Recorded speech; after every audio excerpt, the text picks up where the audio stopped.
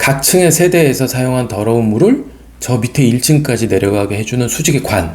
이 수직 배관이 각 층의 콘크리트 슬라브를 뚫고 이렇게 내려갈 텐데, 그렇다면 이 배관과 슬라브는 딱 붙어 있을까요?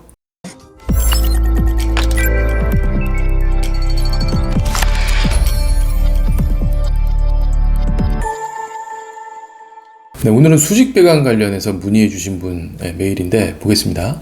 지난번 PD 관련 영상을 보다가 궁금한 점이 있어서 메일 보냅니다. PD 통로가 굴뚝처럼 완전히 뚫려 있는 건가요? 아니면 슬라브에 구멍을 뚫어서 배관을 넣는 건가요? 저희 집이 1층인데 만약 배관이 빠져서 위에서부터 물이 이렇게 쏟아진다면 저희 집으로 넘칠 수도 있지 않을까 싶어서요. 네, 우선 이분이 걱정하시는 거를 먼저 해결해 드리면, 저 물이 다 내려와서 1층 세대로 넘칠 걱정은 안 하셔도 됩니다.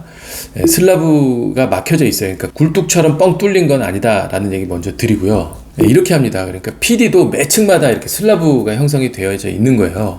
그러니까 저 빨간 점선 부분이 PD가 될 건데, 저렇게 이제 동그란 원통의 슬리브가 심어져 있는 상태에서 콘크리트를 타설을 하는 거예요. 참고로 저 원통의 높이가 콘크리트 슬라브 높이하고 이렇게 딱 맞도록 그런 높이의 원통을 이렇게 씁니다. 그러니까 이런 거죠. 그러니까 먼저 바닥 거푸집이 다 되고 나면 해당 위치에, 그러니까 PD 위치에 원통형 슬리브를 파이프 개수만큼 저렇게 설치를 합니다. 1번 사진이에요. 그리고 나서 슬라브 철근을 이제 시공을 하는 거죠. 2번 사진. 철근을 나중에 시공을 해야 슬리브 위치 피해가면서 철근이 이제 다 들어갈 수 있도록, 그렇게 해야 뭐 철근이 뭐 벌어지거나 절단되는 일 없이 배관이 이제 들어갈 구멍도 확보할 수 있으니까 저런 순서를 합니다. 그리고 나서 이제 그 수직 배관을 그 슬리브에다가 이제 꽂는 거예요. 그리고 잡아줘야 되니까 바닥에는 저 배관 파이프를 잡아줄 수 있는 원형의 클램프, 쇠로 된 클램프를 저렇게 체결을 해서 매 층 슬라브마다 고정을 시켜주는 거죠. 왜 이렇게 슬리브를 먼저 박아놓고 나중에 배관을 연결하느냐?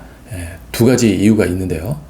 첫 번째로 수직으로 딱 맞추려고 그러는 거예요.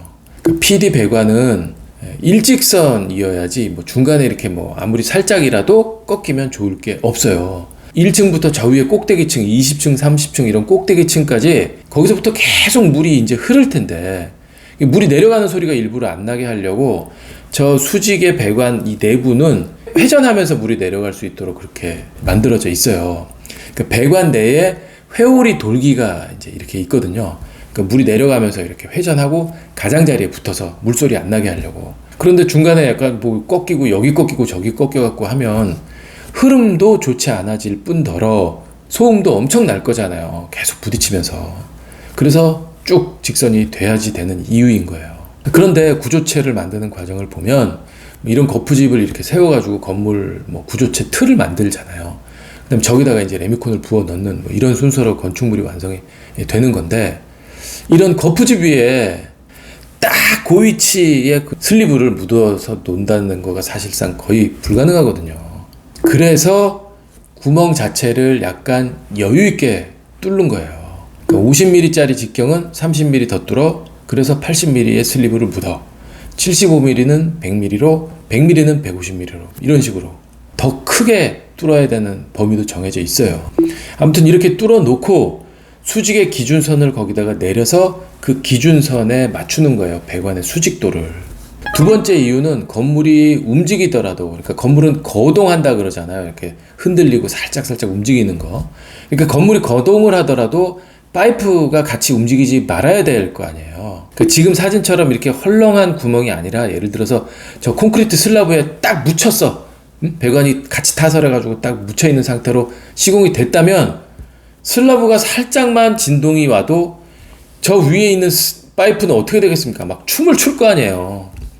그 미세한 움직임에도 저 배관의 끝이 막 흔들리고 이러면 안 되기 때문에 그런 건물의 거동에 영향을 받지 않게 하기 위해서라도 분리가 되어져 있어야 되는 거예요. 그러니까 이런 분리를, 그러니까 살짝 떨어뜨려 놓는 거, 이걸 유격을 줬다 이제 그러잖아요. 유격이라고 이제 하는데, 이 건축물에는 이렇게 살짝 떨어뜨려 놓고 뭐 다니지게 하고 이런 게 되게 많아요. 유격의 예 몇 개만 좀 보면, 첫 번째로 창호 유격 15mm 이게 있어요. 그러니까 창호의 골조 오프닝 사이즈를 15mm씩 여유 있게 해야 돼요. 상하 좌우 다 15mm씩. 그러니까 창틀의 실제 사이즈보다 가로로 30mm, 세로로 30mm를 더 크게 뚫어 놔야 되는 거예요. 그러니까 지금 사진에 보시면 왼쪽 같은 경우에 700에 2100짜리 창호가 들어가는데 골조의 오프닝 사이즈는 730에 2130으로 뚫어라 이 표시예요, 도면에. 그러니까 창틀이 골조에 딱 맞으면 들어갈 수가 없으니까 뭐 살짝 개구부가 커야 되는 건 당연한데 그 어떤 설치를 위한 여유치보다도 훨씬 더 그것보다도 더 뚫어라 이 말인 거예요. 왜 이렇게 많이 크게 뚫어야 되냐면 지금 보시는 것처럼 프레임과 골조 사이에 물이 새지 말아야 되니까 코킹을 써야 된단 말이에요. 이런 식으로요. 그러니까 창호 주변 사면에 다 쫙 써야 되는데 이런 방수 코킹이 어느 정도 두께 이상이어야 그 역할을 하기 때문에 유격 15mm가 적정한 거예요. 또 하나 중요한 이유 또 하나가 창틀이 쭉 들어갈 거잖아요. 인면에서 보면 뭐 같은 세대라고 하더라도 방 1, 2, 3 거실 뭐 이렇게 쭈룩 들어갈 텐데 세대가 옆으로 있으면 그것도 계속 연속이 될 거고 아무튼 옆으로 쫙 창이 들어갈 텐데 이 창틀의 윗선은 맞춰야 되는 거예요. 그러니까 수평이 쫙 맞아야 되는데 뭐 여기는 뭐 10mm 높고 여기 10mm 낮고 이러면 안 되잖아요. 그러니까 이런 어떤 창의 수평의 정밀도를 골조 오프닝 사이즈로는 맞출 수가 없단 말이에요. 그래서 15mm의 유격을 위에 15, 밑에 15mm의 유격을 두고 맞출 수가 있어요. 15mm면. 블럭 유격 10mm. 지금 지하주차장에 블럭을 쌓고 있는 사진인데 뭐 기존 골조 기둥이든 벽이든이 있고 거기에 블럭벽이 이제 가서 붙는 거예요. 근데 이 둘은 골조와 블럭 이 둘은 서로 움직임이 다르단 말이에요.